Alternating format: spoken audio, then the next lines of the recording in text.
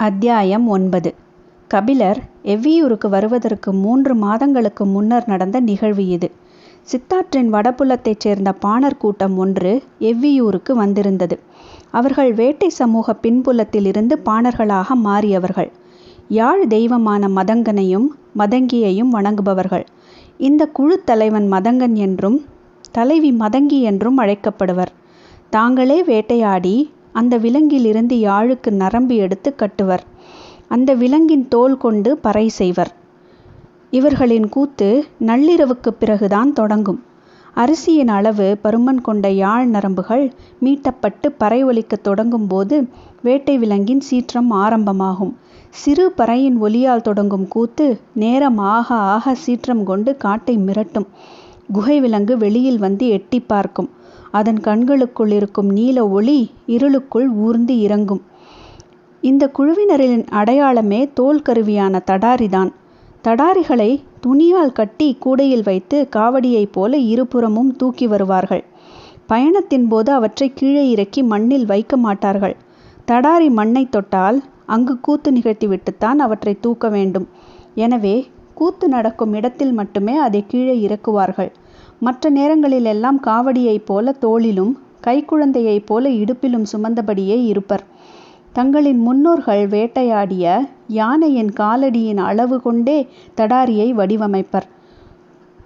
கூத்து நிகழ்த்தி கொண்டிருக்கும் போது எந்த கணத்தில் தடாரிகளை எடுத்து பெரும் மதங்கன் களமிறங்குவான் என தெரியாது. யாழ் தேவதை உருகி அழைக்க ஏதோ ஒரு கணத்தில் சினம் கொண்டு இறங்குவான். தடாரிகள் எழுப்பும் ஒலி கேட்டு மலை தெய்வம் உள்ளொடுங்கும். மதங்கன் மலை நடுங்க ஆடுவான். தடாரிகளின் பேரொலி காட்டை கிட்டித்து இடிக்கும். காட்டின் ஆதி மைந்தர்கள் ஆடிய ஆட்டம் அது. மதங்கனின் ஆட்டத்தை கதையாக கேட்கும் போதே பலரும் நடுங்குவர். மதங்கன் கூட்டம் வந்திருக்கிறது என்பதை கேள்விப்பட்டு பாரி அடைந்த மகிழ்ச்சிக்கு அளவே இல்லை. பாரி இதுவரை மதங்கனின் கூத்தை பார்த்தது இல்லை. பாரியின் மனைவி ஆதினி. அவள் பொதினி மலையின் குலமகள். அவள் சிறுவயதில் பொதினி மலையில் தந்தையோடு சேர்ந்து மதங்கனின் நிகழ்வை பார்த்து பயந்து அழுததை பற்றி பாரியிடம் பல நாள் சொல்லியிருக்கிறாள். ஏனோ பரம்பு நாட்டுக்கு மதங்கனின் கூட்டம் எதுவும் வந்தது இல்லை. நீண்ட காலத்துக்கு பிறகுதான் பாரி கேள்விப்பட்டான். சித்தாற்றங்கரையில் இருந்த நெட்டூர் மலையை சோழன் கைப்பற்றி விட்டான் என்று. அந்த மண்ணின் மகா கலைஞர்களான மதங்கர்கள் இப்போது அவனது கடல் பயணத்துக்கு ஏவல் வேலை செய்து கொண்டிருக்கின்றனர். யாழிசையின் பெருந்தேவிகளான அந்த குலப்பெண்கள் சோழ அரண்மனையில் விரலிகளாக மாறி கிடக்கின்றனர். பேரரசை உருவாக்கும் கனவுக்கு எண்ணற்ற இனக்குழுக்கள் இரையாக்கப்பட்டு விட்டன. மதங்கர் இனமே முற்றிலும் அழிந்து போய்விட்டது என நினைத்து கொண்டிருந்த பாரிக்கு தப்பி பிழைத்த அந்த பாணர் குழுவை பார்த்ததில் அடைந்த மகிழ்ச்சிக்கு அளவே இல்லை. பாரிக்கு 2 மகள்கள். மூத்தவள் அங்கவை, இளையவள் சங்கவை. சிறுமியின் விளையாட்டை இன்னும் தொலைக்காமல் இருக்கும் சங்கவையை விட 6 ஆண்டுகள் மூத்தவள் அங்கவை. பாரியின் குலக்கொடி. தந்தையின் எண்ணத்தை அவரது கண்களிலிருந்தே கண்டறிந்து விடுவாள். தாய் ஆதினிக்கு அங்கவியின் மீதான வியப்பு எப்போதும் நீங்கியது இல்லை. தான் அறியாத பாரியை இவள் எப்படி கண்டறிகிறாள் என எத்தனையோ முறை நினைத்திருக்கிறாள். உனது சொல்லைத்தான் தந்தை கேட்பார் என ஒருமுறை கூட சொல்லியது இல்லை. ஆனால் தந்தையைப் போலவே நீயும் சொல்கிறாயே என சொல்லாத நாளில்லை. எது ஒன்றையும் அவளின் கண்கொண்டு பாரி பார்ப்பதும் பாரியின் எண்ணம் கொண்டு அங்கவை சிந்திப்பதும் எப்போதும் நடக்கும் நிகழ்வுகள் ஆகிவிட்டன. ஒரு நாள் நண்பகலில் அருவி குளியல் முடித்து உணவுக்கு காத்திருந்தனர். சமையல் தயாராகி கொண்டிருந்தது. அருகில் இருந்த பாறையின் மீது ஏறி முடிக்காய சுடுவெயில் தாங்கி நின்றான் பாரி. சிறு துணியால் தலை துவட்டியபடியே ஆதினியும் அங்கவையும் பாறை ஏறி வந்தனர். என்ன பார்த்து கொண்டிருக்கிறீர்கள் தந்தையே என கேட்டாள் அங்கவை. குரல் கேட்டு திரும்பாமல் கண்டுபிடி என்றான் பாரி. எதிரில் விரிந்து பறந்த காடு, பின்புறம் கேட்கும் அருவியின் ஓசை, எங்கும் சிறகடித்து திரியும் பறவைகள், அவ்வப்போது வீசிச் செல்லும் காற்றின் சலசலப்பு என அனைத்தையும் பார்த்தனர் ஆதினியும் அங்கவையும். மறுமொழிக்காக காத்திருந்தான் பாரி. ஆதினி சொன்னாள், எங்கும் பறவைகளின் குரல் கேட்கிறது. ஏதாவது ஒரு பறவையின் குரல் துயரத்தின் சாயல் வெளிப்பட்டிருக்கும். அதைத்தான் நீங்கள் கவனித்து கொண்டிருக்கிறீர்கள். அங்கவையோ, இல்லை, தந்தை வேறு ஒன்றை பார்த்து கொண்டிருந்தார். அதை நான் கண்டுபிடித்து விட்டேன் என்றாள். சொல்லும்போதே அவளது முகத்தில் வெட்கம் பூத்து நின்றது. பாரி அவளை உச்சி முகர்ந்தான். ஆதினிக்கு கோபம் வந்தது. அவள் எதை சொல்கிறாள்? நீங்கள் எதை பார்த்தீர்கள்? சொல்லுங்கள் என்றாள் சற்றே பொறாமையுடன். அங்கவை சொன்னாள், அம்மா, அதோ அந்த மூலையில் சந்தன வேங்கை மரம் நிற்கிறது, பாருங்கள். தந்தை அதைத்தான் பார்த்து கொண்டிருந்தார். இப்போது ஆதினி முகத்தில் வெட்கம் ஓடியது. இவ்வளவு நேரம் அந்த திசையை பார்த்து கொண்டு நின்றது அதனால்தானா என்றாள் ஆதினி. ஆம், நம் மகளையும் காதல் அழைத்துச் செல்லும். அதற்குள் நாம் அவளுக்கு செய்ய வேண்டியனவற்றை சிந்தித்து கொண்டிருக்கிறேன் என்றான் பாரி. என்ன அது என ஆர்வத்தோடு கேட்டாள் ஆதினி. நிலமெங்கும் அறியப்பட்ட பெரும் புலவர்கள் பரணரும் கபிலரும். அவர்களில் ஒருவரேனும் பரம்பு நாட்டுக்கு வரமாட்டார்களா என பல நாட்கள் விரும்பியிருக்கின்றேன். அந்த விருப்பம் இன்று வரை நிறைவேறவில்லை. என் மகள் மணமுடித்து செல்வதற்குள் அவர்கள் வர வேண்டும் என்று மனம் ஏங்குகிறது. அவர்கள் எழுத்து கற்றவர்கள். அவர்களிடமிருந்து என் மகளும் என் மக்கள் சிலரேனும் எழுத்து கற்றால் எவ்வளவு நன்றாக இருக்கும் என்றான் பாரி. அது எனக்கான உங்களின் விருப்பம் தந்தையே. அதைவிட ஆழமான ஆசைகள் உங்களிடம் உண்டு. அவை நிறைவேற வேண்டும் என்றுதான் நான் விரும்புகிறேன் என அங்கவை சொன்னாள். பாரியே சற்று வியந்து, எதை சொல்கிறாய் என கேட்டாள். அங்கவை சொன்னாள், பரம்பு நாட்டில் முழங்காத பறை இல்லை, ஆடாத கூத்து இல்லை, மீட்டாத யாழ் இல்லை. ஆனால் மதங்கர் கூட்டம் இந்த மண்ணை மிதிக்கவில்லை என்ற ஏக்கம் நீண்ட நாள் உங்களின் ஆழ் மனதில் உண்டு. உங்களோடு அமர்ந்த அந்த இசையையும் கூத்தையும் நான் காண வேண்டும். அதுதான் எனது ஆசை என்றாள். சமையல் தயாராகிவிட்டதால் கீழிருந்து அழைக்கும் குரல் கேட்டது. நீ போய் முதலில் உணவிடு, நாங்கள் வருகிறோம் என்று மகளை அனுப்பி வைத்தான் பாரி. அவனது கண்கள் கலங்கியிருந்தன. கவனித்த ஆதினி என்னவென்று கேட்டாள். மதங்கர் நாட்டை சோழன் அடிமையாக்கி கொண்டான். அந்த மகத்தான இசைவாணர்கள் வர இனி வாய்ப்பே இல்லை எனச் சொல்லும்போது பாரியின் குரல் உடைந்தது. செய்வதறியாது நின்ற ஆதினி அவன் தோளை தொட்டாள். சற்றே மனக்கலக்கம் தணிந்தது. சரி, வாருங்கள், அந்த சந்தன வேங்கை மரம் வரைக்கும் போய் வருவோம் என்றாள். சிறிய நகைப்போடு பாரி சொன்னான், மகள் இருக்கும்போதே நீ அழைத்திருக்க வேண்டும். அந்த துணிவே ஏன் இழந்தாய்? ஆதினி சொன்னாள், எனது கண்களை நீங்கள் பார்த்திருந்தால் உங்களுக்கு தெரிந்திருக்கும். நீங்கள் தான் அவற்றை நேர்கொண்டு பார்ப்பதே இல்லையே. இந்த தாக்குதலை பாரி எதிர்பார்க்கவில்லை. ஆதினியின் கண் கொண்டு பார்க்க தவறிய நாட்கள் எத்தனையோ. காலம் எவ்வளவு வேகமாக அழைத்து கொண்டு போகிறது. கணவனின் இடத்தை தந்தை எந்த கணம் விழுங்குகிறான் என்பதை கணிக்கவே முடியவில்லை என எண்ணங்கள் அலைமோதி கொண்டிருக்க பாரி சொன்னான், நீதான் எனது கண் கொண்டு பார்த்தவள். புரியாமல் விழித்தாள் ஆதினி.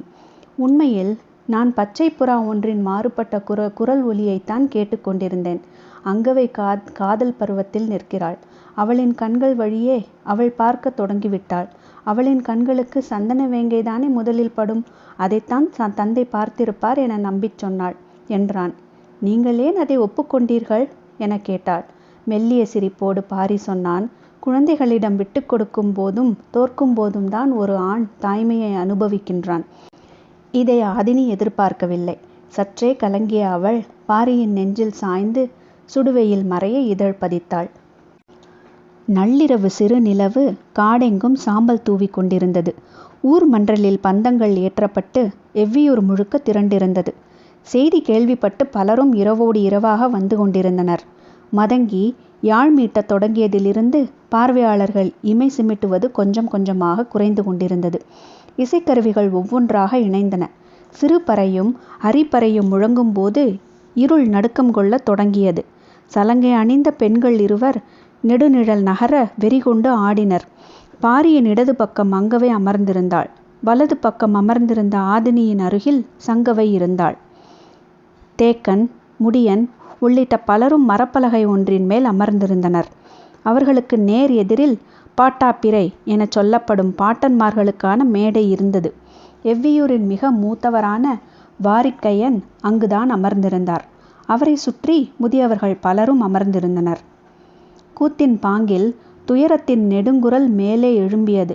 அழிந்த இனத்தின் கடைசி பாடகன் தனது குரல் நாளங்கள் வெடிப்பதைப் போல பாடத் தொடங்கினான். இன்றோடு குரல் நாளங்கள் வெடித்து சாக வேண்டும் என்பதே அவன் விளைவாக இருப்பது போல் இருந்தது. ஆறா துயரை கலையாக்கும் போது கலைஞன் படும் வேதனைக்கு இணைக்கூற சொல்லில்லை. குரலும் சலங்கையும் யாழும் பறையும் ஒன்றோடொன்று விலகியும் விழுங்கியும் நகர்ந்தன. போர்க்குதிரைகளின் விரட்டுதலிலிருந்து தப்பியோடும் ஓர் இசைக்கலைஞனின் காலடி ஓசை தனித்து கேட்டு கொண்டிருப்பதைப் போல பாரி உணர்ந்தான். அந்த ஓசை எந்த கருவியிலிருந்து வருகிறது என்பதை அவனது கண்கள் தேடிக்கொண்டிருந்தன. எல்லோரும் மெய்சிலிர்த்து பார்த்து கொண்டிருந்த கணத்தில் 2 தடாரிகளோடு குதித்து உள்ளே இறங்கினான் மதங்கன். அதுவரை முழங்காமல் இருந்த அனைத்து தடாரிகளும் ஏக காலத்தில் ஒலி எழுப்பின. சற்றும் எதிர்பாராத பேரிசை. பாரியே குலுங்கி உட்கார்ந்தான். பயந்த சங்கவை அம்மா என கத்திய ஓசை பக்கத்தில் இருப்பவர்களுக்கு மட்டுமே கேட்டது. ஆதினி அவளை அணைத்து மடியில் இறுக்கிக் கொண்டாள். அதை கவனித்த பாரியின் கண்களுக்கு சிறுவயதில் பயந்து கத்திய ஆதினியும் சேர்ந்து தெரிந்தாள். மதங்கன் தாவி உள்ளிறங்கிய இடத்தில் மண் பெயர்ந்து மேலே எழுந்தது. வேட்டையாடிய யானையின் காலடி நிலத்தை அதிரச் செய்வது போல அது இருந்தது. ஓர் ஆட்டம் தொடங்கும் கணத்தில் இவ்வளவு ஆவேசம் கொண்டு நிகழுமா என்ற வியப்பு எல்லோருக்கும் இருந்தது. இருமுக பறையான தடாரியை கையால் அடித்து முழங்க வேண்டும். அவன் 2 நடை முன்னும் பின்னுமாக தவ்வி தவ்வி தடாரிகளில் ஒலி எழுப்பிக் கொண்டிருந்தான். மதங்கனின் குடுமி கழன்று சிகை சுழன்று எழும்பியது. வெறியேறிய மதங்கன் கால்களை முன்னும் பின்னுமாக மாற்றி குதிக்காலால் குத்தி குத்தி ஆடினான். மத யானை தனது நிழலை கொல்ல மீண்டும் மீண்டும் தந்தத்தால் மண்ணை குத்துவது போல அது இருந்தது. எல்லா கருவிகளும் முழங்கிக் கொண்டிருந்தன. பாரி உறைந்த நிலையில் மதங்கனை பார்த்து கொண்டிருந்தான். மூதாதையர்களின் ஆதி கூத்து. மதங்கன் மயங்கி சரிந்ததோடு முடிந்தது. பின்னிரவில் கூத்து முடிந்ததும் எல்லோரும் கலைந்தனர். கலைஞர்கள் இசைக்கருவிகளை துணிகளால் எடுத்து கட்டினர். மதங்கனை அருகில் அழைத்து அமரச் செய்த பாரி அவன் உள்ளங்கையை தொட்டும் தடவியும் பார்த்தபடி நீண்ட நேரம் எதுவும் பேசாமல் இருந்தான். உள்ளங்கை சிவந்து இறுகிப்போய் இருந்தது. நீங்கள் இங்கேயே தங்கிவிடுங்களேன் என்றாள் ஆதினி. இல்லை, நிலை கொள்ளக்கூடாது என்பது தெய்வ வாக்கு என்றான் மதங்கன். நிமிர்ந்து அவன் கண்களை பார்த்தான் பாரி. நாங்கள் தப்பி ஓடுகிறோம். மீளா துயர் எங்களை விரட்டுகிறது. ஓரிடத்தில் நின்றுவிட்டால் துயர் முழுமையும் கவிந்துவிடும். அதனால்தான் மறுபகல் காணாமல் இரவோடு இரவாக ஆடிய நிலம் விட்டு அகல்கிறோம். விளக்கிச் சொல்ல மனதில் துணிவு இல்லை. எனவேதான் தெய்வ வாக்கு என்கிறோம் என்றான் மதங்கன். பாரிக்கு சொல்ல எதுவும் இல்லை. உனக்கு என்ன வேண்டும்? எது வேண்டுமானாலும் எடுத்துக்கொள் என்றான். மதங்கன் கேட்பதற்கு சற்றே தயங்கினான். தயங்காமல் கேளுங்கள் என்றார் தேக்கன். மதங்கன் மெல்லிய குரலில் கேட்டான். வேறு எதுவும் வேண்டாம். கொல்லிக்காட்டு விதை கொடுங்கள். பாரி அதிர்ந்து பார்த்தான். யாரும் எதிர்பாராத ஒன்று. என்ன பதில் சொல்வது என தெரியவில்லை. இப்படி ஒரு பொருள் இருப்பதே வெளியில் உள்ளவர்களுக்கு தெரியாது. இதை எப்படி கேட்டான் மதங்கன்? நீடித்த மௌனம் கலைத்து தேக்கன் சொன்னான். பரம்பின் ஆதி பொருட்கள் குலம் தாண்டக்கூடாது என்பது குலநாகினி வாக்கு. வேறு எது வேண்டுமானாலும் கேளுங்கள். குலநாகினியின் வாக்கு காப்பாற்றப்படட்டும். நாங்கள் புறப்படுகிறோம் எனச் சொல்லி வேறு எதுவும் கேட்காமல் மதங்கன் எழுந்தான். அவன் உள்ளங்கை பாரியிடம் இருந்தது. தடாரியை அடித்து அடித்து வடிவேறிய கை. அதை தொட்டு அழுத்தியபடியே தலை நிமிராமல் பாரி சொன்னான். எடுத்து வாருங்கள். மாளிகை நோக்கி வீரர்கள் ஓடினர். 4 நாட்களுக்கு முன்னர் மதங்கன் கூட்டம் மேற்கு எல்லையின் வழியே பரம்பு நாட்டுக்குள் நுழைந்தனர். பன்றிக்காட்டின் அடிவாரம் இருக்கும் காட்டாலம்தான் முதல் சிற்றூர். அந்த திசை வழியே நுழையும் எந்த பாணர் கூட்டமும் அந்த ஊரை வந்தடையும். அதன் பிறகு வீரன் ஒருவன் அந்த கூட்டத்தை அழைத்து கொண்டு 3 நாட்கள் பயணித்து எவ்வியூர் கொண்டு வந்து சேர்ப்பான். அப்படித்தான் இவர்களும் வந்தார்கள். வரும் வழியில் கூட்டத்தில் இருந்த பெண் ஒருத்தி மயங்கிச் சரிந்தாள். என்ன என அழைத்து வந்த வீரன் கேட்டறிந்த போதுதான் தெரிந்தது ஆகாரமின்றி தொடரும் பயணம் இது என்பது. குடுவையில் இருந்த நீரை தெளித்து அவளை எழுப்பினர். பக்கத்தில் ஊர் எதுவும் இல்லை. உணவுக்கு என்ன செய்யலாம் என யோசித்த வீரன் சிறிது தொலைவில் இருந்த குளத்துக்கு அழைத்துச் சென்றான். மதங்கன் கூட்டமும் ஆவலோடு போனது. குளக்கரையை அடைந்ததும், நீங்கள் உட்காருங்கள், நான் மீன் பிடித்து வருகிறேன் என்றான். கையில் வலை இல்லை, குத்தீட்டு இல்லை. எதை வைத்து மீன் பிடிப்பாய் என மதங்கன் கேட்டான். இடுப்பு துணியில் முடிந்து வைத்திருந்த சிறிய காய் ஒன்றை எடுத்து காட்டினான் வீரன். இதை வைத்து எப்படி மீன் பிடிப்பாய் என கேட்டான் மதங்கன். பாருங்கள் என்று சொன்ன வீரன் அந்த காயை அருகில் உள்ள கல் மீது வைத்து தட்டினான். அது 2ஆக உடைந்தது. ஒரு துண்டை எடுத்து இடுப்பு துணியில் முடிந்து கொண்டான். மறுத்துண்டை கல்லால் தட்டி பொடி பொடியாக ஆக்கினான். அதை துளியும் மிஞ்சாமல் எடுத்து குளத்தில் தூவிவிட்டான். அவன் தூவிய இடத்தை பார்த்து கொண்டிருந்தான் மதங்கன். நீர் சிறிது கலங்க ஆரம்பித்தது. சிற்றலைகள் தோன்றின. வீரன் சொன்னான், இது கொல்லிக்காட்டு விதை, காக்காய் கொல்லி விதை என்றும் சொல்வோம். அதை மீன்களும் பறவைகளும் விரும்பி தின்னும். பிறகு சிறிது நேரத்திலேயே மயக்கமடைந்துவிடும் என்றான். மதங்கன் ஆச்சரியத்தோடு கேட்டான், மீன் எப்படி மயக்கமடையும்? அதோ பாருங்கள் என்றான் வீரன். மதங்கன் அந்த இடத்தை பார்க்க மீன்கள் மேலும் கீழுமாக சுழன்றும் பிறண்டும் நீந்தி கொண்டிருந்தன. பெருமீன் ஒன்று வாலை மட்டும் மேலே அசைத்தபடி மிதக்க ஆரம்பித்தது. வீரன் உள்ளே இறங்கி ஒவ்வொன்றாக எடுத்து கொடுக்க ஆரம்பித்தான். வாய் பிளந்து நின்ற மதங்கன் அதை வாங்கினான். 8 பேருக்கு தேவையான மீன்களை எடுத்த பிறகு வீரன் கரையேறினான். இன்னும் சில மீன்கள் மிதந்து கொண்டிருந்தன. நமக்கு இவை போதும், அவை சிறிது நேரத்தில் மயக்கம் தெளிந்து நீருக்குள் சென்றுவிடும். அதுவரை பறவைகள் எதுவும் கொத்தாமல் பார்த்து கொள்ளுங்கள் என்று சொல்லிவிட்டு நெருப்பு மூட்ட தீக்கல் எடுக்கச் சென்றான் வீரன். மதங்கன் பார்த்து கொண்டே இருந்தான். மாளிகைக்கு சென்ற வீரர்கள் பெரும் தாழிப்பானையை தூக்கி வந்து பாரியின் முன்னால் வைத்தனர். மதங்கனின் கண்கள் வியப்பு நீங்காமல் பானைக்குள் பார்த்தன. அதே காய்கள். பாரி சொன்னான், எவ்வளவு வேண்டுமோ எடுத்துக்கொள்ளுங்கள். தேக்கனின் மனம் பதறியது. ஆதினிக்கு என்ன சொல்வது என புரியவில்லை.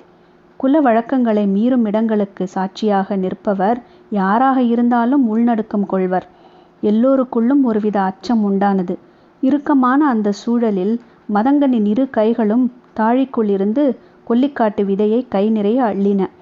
தடாரி பேரொலி எழுப்பிய போது உணர்ந்ததைப் போல பல மடங்கு நடுக்கத்தை இப்போது அனைவரும் உணர்ந்தனர்.